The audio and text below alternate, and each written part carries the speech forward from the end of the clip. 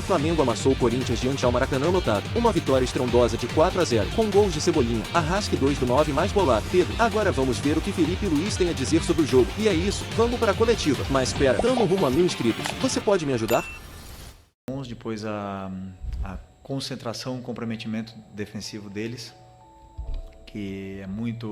O nível de comprometimento e de estudos deles mesmo, né, com os próprios erros e com os acertos é muito alto.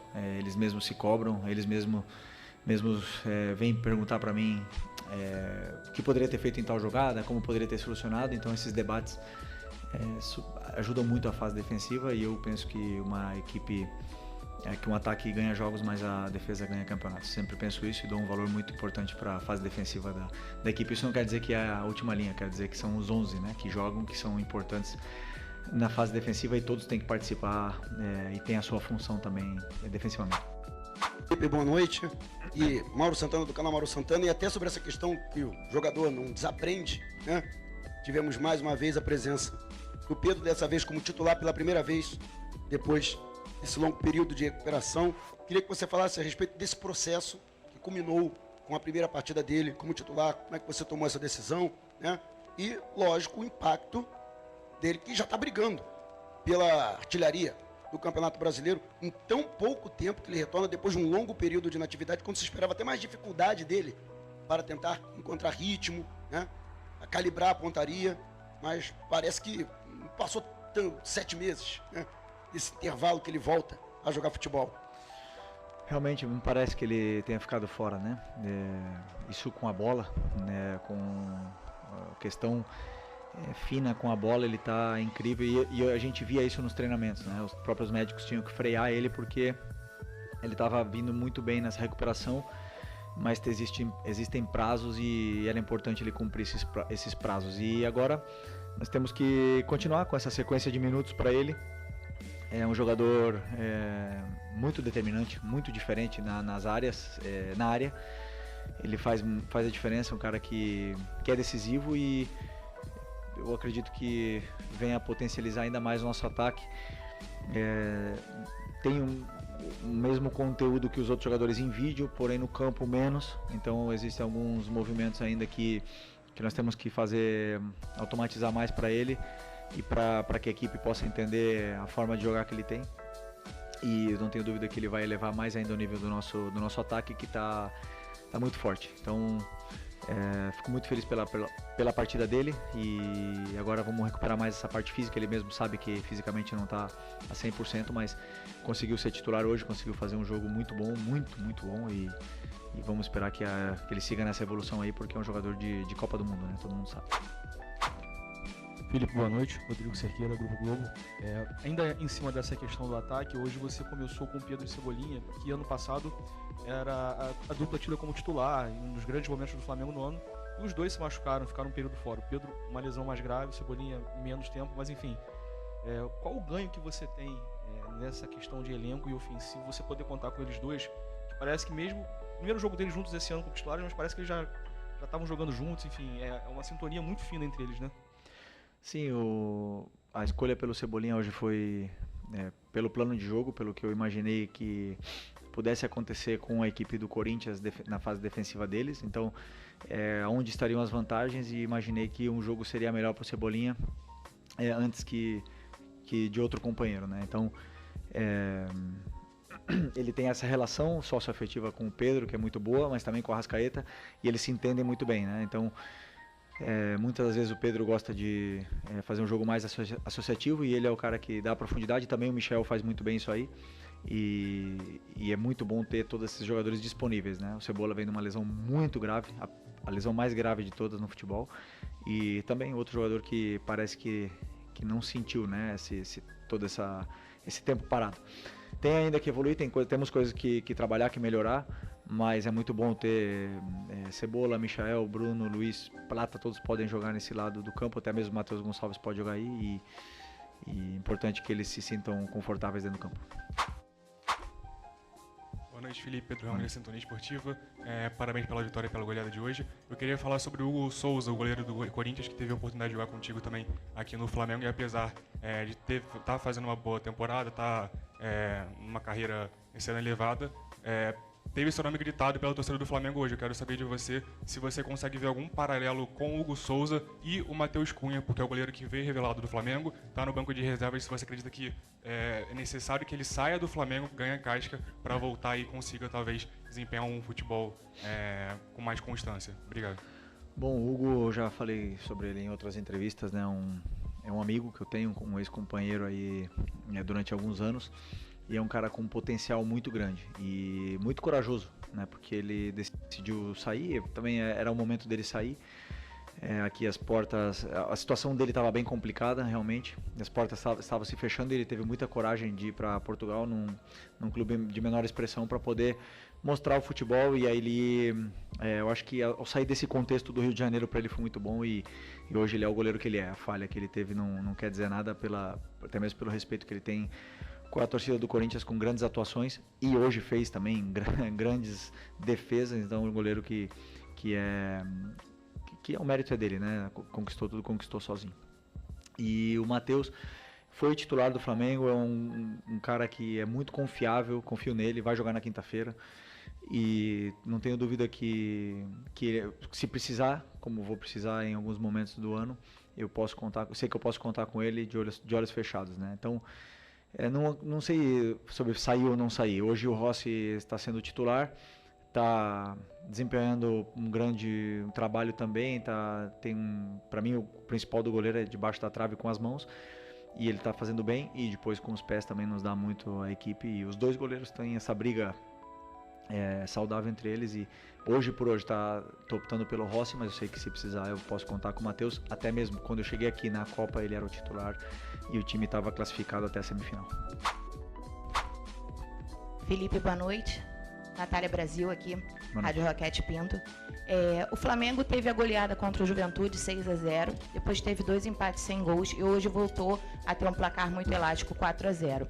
A gente já ouviu, né, tanto da torcida quanto da imprensa, comentários a respeito da dificuldade do Flamengo em alguns momentos em fazer gol, mas a gente viu recentemente 2 grandes goleadas. O que você acha que pode estar acontecendo? Algum posicionamento tático da sua escolha? O que você acha que pode estar tendo essas oscilações entre uma goleada e jogos onde o Flamengo não conseguiu marcar? Bom, primeiro, se você olhar a tabela da Europa, nem o Barcelona nem o Paris fazem gol todos os jogos, e muitas vezes eles também perdem gols, e daí a gente olha, de repente eles fazem 4, fazem 5. Não vamos fazer gol todos os jogos, isso é uma coisa evidente. O problema é que aqui no Flamengo, eu conheço bem esse clube, já estou aqui há 6 anos, quando não se conseguem as coisas, ou quando, por exemplo, empatamos o jogo contra o Vasco, não fizemos gols, criamos várias chances, não fizemos o gol, então a torcida, ou então o pessoal aí, os analistas de YouTube, de Twitter, temos que achar um culpado. Então a gente começa a analisar, eles começam a analisar, ver quem é o culpado. Então, o culpado é que o Gerson está jogando no ataque, o culpado é o Bruno Henrique no ataque, ou o Michael não pode jogar mais. E fazem a cruz nos jogadores e começam a decidir pelo torcedor. E o torcedor consome isso. E o que eu quero aqui pedir pro torcedor, não gosto de dar recados, é que não consumam o que eles falam. Eu também analiso minha equipe, eu também sei o que a gente pode melhorar. E quando não se faz gol, os jogadores são os primeiros que pedem mais finalização. Os jogadores são os primeiros que sabem que tem que melhorar, sabem que tem que chegar na área e ser mais frios e criar automatismos e mecanismos para poder fazer gols. Mas esse time aqui já deu muitas alegrias e é o time mais goleador do Brasil em 2025. E um dos menos goleados. Então, eu sei o que eu estou fazendo, eu acredito muito na minha ideia, no que é a minha ideia de jogo, sei o caminho que traço para chegar até o gol do adversário, dou o plano para eles, e tem dias que eles vão fazer gols. Tem dias que vai chutar 2 e vão fazer 2 e vai ficar 2-0. E tem dias que vão chutar 20 e infelizmente a bola não vai entrar. Isso acontece porque o adversário também joga. Se o orçamento, né, fosse solução, a gente entrasse com 15 em campo, mas não é assim, entra com 11 muito bons, entramos com os melhores 11 da América no campo, mas o adversário também joga, também tem suas armas, também sabe anular, senão o único time seria campeão todos os anos, e o futebol é tão complexo por causa disso. Então, o mesmo torcedor que me pede, ou mesmo jornalista que me pede para botar o Gerson de volante, é o que me pede para botar o Nico de meia. Então, deixa comigo. Quem vai errar sou eu, quem vai acertar às vezes sou eu, e deixa que esse é meu trabalho. Felipe, Raíza Simplício da Gol Brasil e da revista Placar. Eu queria que você falasse um pouquinho sobre a tua dupla de volantes, Eric Pulgar e Nico de la Cruz. Eles parecem ter uma sintonia absurda. Hoje, observando um pouco do jogo, eles jogaram muito. No gol do Pedro, no primeiro gol, o Nico sai correndo para fazer a pressão no Hugo Souza. Teve várias jogadas também do Pulgar com o Pedro fazendo a parede. Ele faz um lançamento para o Arrascaeta, que não estava impedido, mas o árbitro acabou dando impedimento. Enfim, eu queria que você falasse um pouco dessa química, né, entre esses dois jogadores. Como você conseguiu construir essa química entre eles dois? Bom, primeiro que o meu modelo pede muito, né, ou exige muito, ou os volantes são o verdadeiro coração para mim do time, e muito do que acontece no campo depende deles. Então, os 4 volantes mais o Gerson, quinto, são os jogadores que podem jogar aí, e todos eles têm tido um muito bom desempenho. Por exemplo, para mim o Everton Araújo foi muito bem contra a LDU, o Alan foi muito bem contra o Juventude, entrou muito bem contra o Vasco. Então eles têm tido um grande desempenho. O Eric e o Nico têm vindo, eles tiveram mais minutos ultimamente, jogaram juntos mais tempo. Portanto, eles desenvolveram dentro do campo essa química, porque o jogador vai se conhecendo, vai sabendo o que o companheiro faz, gosta e onde ele gosta de se movimentar, e eles se entendem muito bem. Isso é para fora, né? Para dentro eu já me apego a muitos outros aspectos além da posse de bola. Para mim são outros aspectos de cobertura, de detalhes mesmo micro do jogo que eles são muito completos, eles dão muito à equipe, eles cobrem muito a zona do campo e fazem com que a equipe, com e sem bola, sempre esteja melhor posicionada. O Nico vem tendo um desempenho muito alto, e um ritmo de jogo muito alto também, coisa que eu achava que ele tinha que melhorar do ano passado quando eu cheguei aqui, que era essa intensidade, os 90 minutos, e hoje ele já consegue fazer muito bem. Então, continuar com esse cuidado aí para que eles possam continuar dando muito para a equipe, que eles são muito importantes.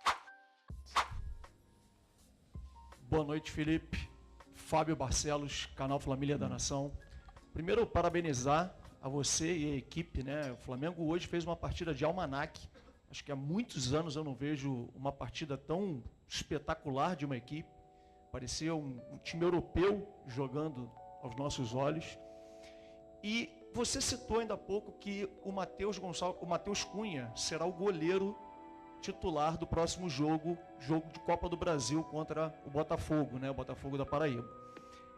Vai ser só o Matheus Cunha ou no planejamento da comissão técnica o Flamengo virá como uma equipe alternativa? E vindo como uma equipe alternativa, recentemente vimos um time aqui do Rio de Janeiro que levou uma equipe alternativa e até o técnico ficou para poder trabalhar a equipe titular, né, dar ritmo de jogo para a equipe titular. Você também iria ou ficaria no Rio de Janeiro? Não, eu não descanso, e ele merece também jogar esse jogo, e os outros eu vou ver ainda, né? Tem outros jogadores que também merecem jogar, tem outros jogadores que têm que descansar, que estão numa sequência muito grande de jogos, mas com certeza eu vou né, para esse jogo, porque é muito importante pra gente também essa vitória na Copa do Brasil. Extraordinário o teu time, com uma pequena oscilação entre o primeiro e o segundo gol. Teve ali uma oscilação, o Corinthians deu o único chute ao gol, foi a defesa do Rossi. E aí eu já vi você falando aqui em algumas entrevistas coletivas que você, primeiro, tem que vencer o jogo. Depois, se possível, dar espetáculo. E o time saiu ovacionado pela torcida, esses 60 e tantos mil espectadores aqui do Maracanã, pelo menos 60 mil, ovacionaram a tua equipe quando desceu. É mais ou menos isso que você quer? O nível de atuação do primeiro tempo, com, se possível, dar a atuação, digamos, de gala que o time teve, estão fazendo 3-0?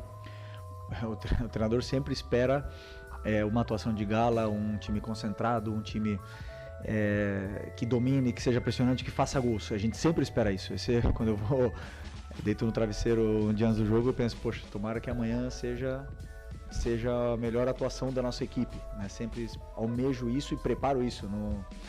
Sempre brinco com o meu auxiliar que até agora na prancheta ganhei todos os jogos, né? Sempre. Eu nunca perdi um jogo na prancheta. O problema é que no campo o adversário joga, as fichas se mexem e não é tão simples assim. Eu vou te falar uma coisa, eu acho que o nosso primeiro tempo hoje a gente foi muito efetivo, feliz, jogamos muito bem, é verdade.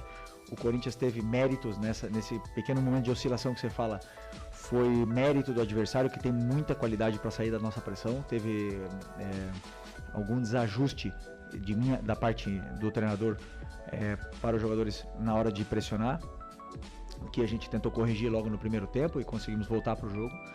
Mas o nível de atuação do Vasco no primeiro tempo e esse foi muito parecido, só que contra o Vasco a bola não entrou nas chances que a gente teve e entrou um gol cedo contra o Corinthians. Isso fez o time jogar mais leve, mais solto, e aí o time se desenvolveu muito melhor. Então o gol e o resultado, eles fazem muita ele tem muita influência na parte do mental dos jogadores, na parte mental da torcida e tudo mais. Eu, como treinador, tenho que separar o resultado e ver o que foi feito de certo do que foi feito de errado e continuar evoluindo a equipe. E o resultado não pode me enganar nunca, e como eu falo para vocês, não me engana. Mas eu estou muito feliz, claro, com o que eu vi hoje no campo, e espero que possa se repetir mais vezes. Felipe, tudo bem? Rafael Borghetti, repórter do canal Flavoz. Queria voltar um pouco na sua análise do Cebolinha, que eu concordo com você que ele também fez uma partida muito boa, fez o gol também, mas queria também destacar a entrada do Luiz Araújo, né? Que você no primeiro tempo ter o Cebolinha, um jogador mais agudo e tudo mais, mas com o Luiz Araújo também podendo fazer essa função, hoje parecia que ele entrou tentando cadenciar um pouco mais o jogo, controlar um pouco mais a posse de bola ali, deixar o meio campo mais povoado. Queria entender de você como é ter no primeiro tempo um ponta mais agudo, no segundo tempo um ponta que pode fazer essa função também, mas prefere segurar um pouco mais a bola. Como é que você pretende fazer isso também nos próximos jogos?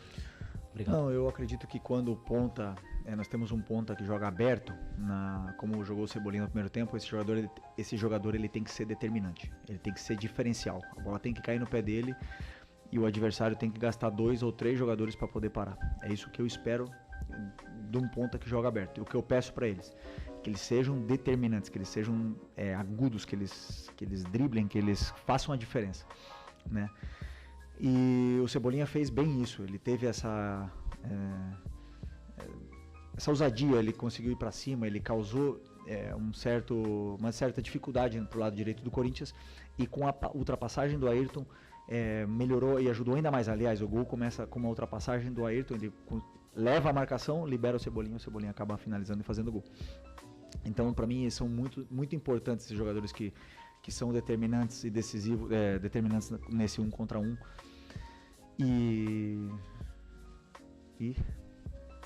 do Luiz Araújo. E bom, no segundo tempo eu coloquei o Luiz, porque o Luiz também é esse jogador que tem gol, tem assistência, tem um cruzamento com o pé natural, né? É diferente, então imaginei umas situações diferentes com o Luiz ali, além de que o Luiz treina muito bem e está entrando sempre muito bem, é um jogador muito, muito importante, então achei que ele fosse importante ele ter esses minutos aí, e foi importante para a equipe também. Felipe, boa noite. O companheiro aqui acabou até entrando um pouquinho nesse tema. Eu queria, por mais mal-humorado que pareça, queria falar um pouquinho sobre aquele período entre talvez os 15 minutos e o segundo gol do Flamengo. O que, na verdade, você tira daquele momento? Assim, você enxergou algum movimento do Corinthians? Não sei se me pareceu um período que o Carrilho mudou um pouquinho o lugar onde ele pegava a bola, onde ele se posicionava. Mas também, principalmente, um momento em que a pressão ela não conseguia encaixar tanto e o Corinthians ficou mais confortável com a bola. Esse Flamengo parece ser muito melhor sempre que ele consegue pressionar o adversário, e até mais do que ele constrói de trás, embora ele construa bem de trás. Havia uma dúvida um tempo atrás, como será quando houver Pedro e Arrascaeta juntos para sustentar uma pressão? Você relaciona esse período alguma coisa à presença desses dois, ao movimento do adversário, e você tem alguma dúvida que o time é capaz de manter jogos de muita pressão com os dois fazendo essa primeira pressão do time?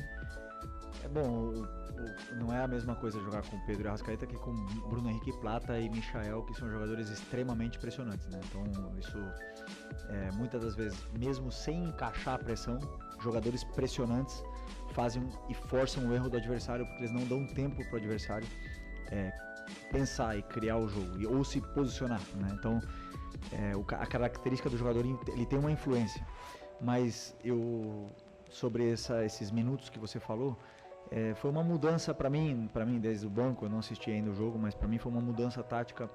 O Memphis descia, formava um losango, o Romero abria, o Yuri do outro lado, e formava um losango no meio com Ranieri, Bidon, Carrijo e Memphis.